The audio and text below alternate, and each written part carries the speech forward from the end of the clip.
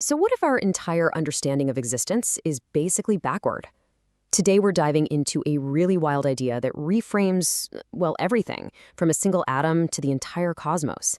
And it does it not by looking at what things are, but by focusing on where they end. It all kicks off with this simple, almost poetic image. You start with a dot. That dot extends into a line. You spin that line, and a loop closes. And right there, in that simple action, something brand new is born.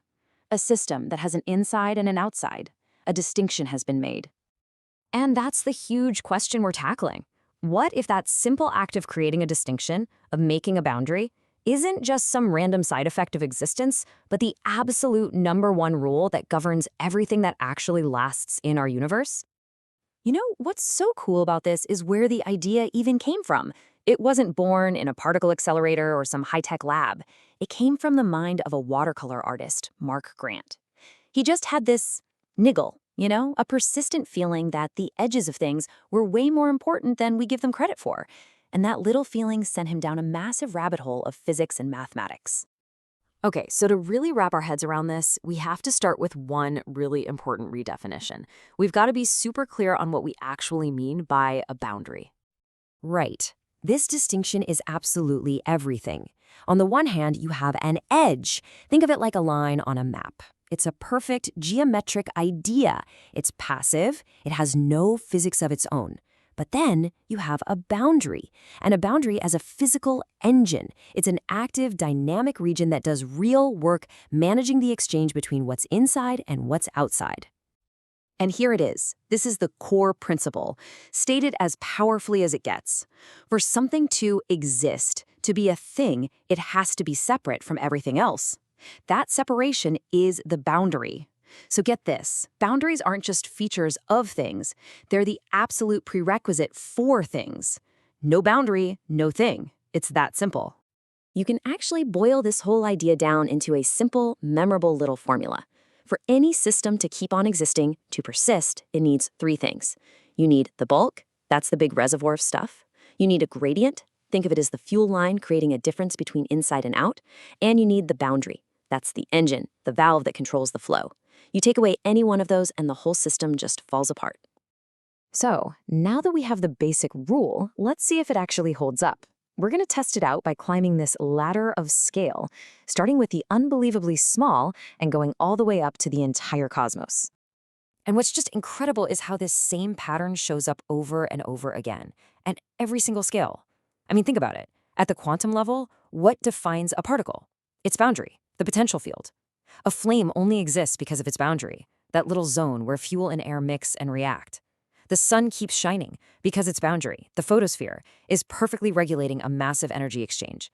Even whole galaxies have a dynamic boundary called the splashback rim. And then at the very, very top, the entire universe is one big system regulated by its ultimate boundary, the cosmic horizon. It's the same principle again and again. So, if this boundary first view is so fundamental, what can it actually tell us? Could it possibly solve some of the biggest, most stubborn mysteries in all of physics? Okay, let's start with the big one, time. Why does it only seem to move forward? In this view, the arrow of time isn't some deep, mysterious property of the universe. It's just bookkeeping. It's the universe's cosmic receipt, keeping a record of all the work being done and all the gradients being spent at every single boundary, everywhere. The universe's whole tempo is being set by its ultimate metronome, that cosmic horizon. All right, but what about the biggest mystery of them all? For decades now, we've known that the expansion of our universe is actually speeding up, and we've basically just thrown a placeholder name at the cause, dark energy. So, what does a boundary-first view have to say about that? Well, this leads to a really radical alternative, the boundary darkness hypothesis. It says there is no mysterious dark energy filling up all of space. Instead, that cosmic acceleration we see is the literal physical cost of the universe's own existence. It's the pushback from the universe's own boundary, the cosmic horizon, as it does the work of regulating the whole system. So here's the fundamental difference. The standard view has us looking for a new thing, some kind of mystery fluid, hiding out there in the vastness of space. This boundary view says, nope, you're looking in the wrong place. The missing physics isn't some new substance inside the universe. It's the work being done by the universe's boundary that we just haven't accounted for yet. It totally reframes the problem. Now look, this is a beautiful, elegant story, but you might be wondering, is it actually science? And the answer is a resounding yes. This isn't just a cool philosophy, it's a legitimate and, more importantly, a falsifiable scientific proposal. And here's how you could actually prove it wrong.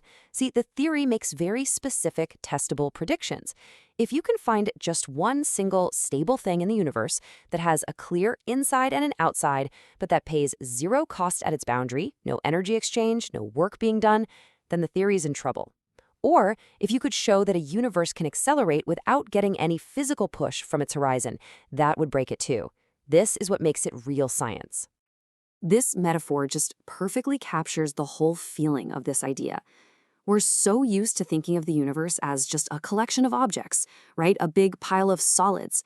This view asks us to see it completely differently, as an interconnected network of active boundaries, all weaving reality together, edge to edge. And that really leaves us with one final, pretty profound thought. For the last century, we've been searching deep inside the bulk of space for the answers to our biggest questions. But what if we've been looking in the wrong place this whole time? What if the secrets to time, to existence, and to the fate of the entire cosmos aren't hidden away in the center, but are written, plain as day, right on its boundaries?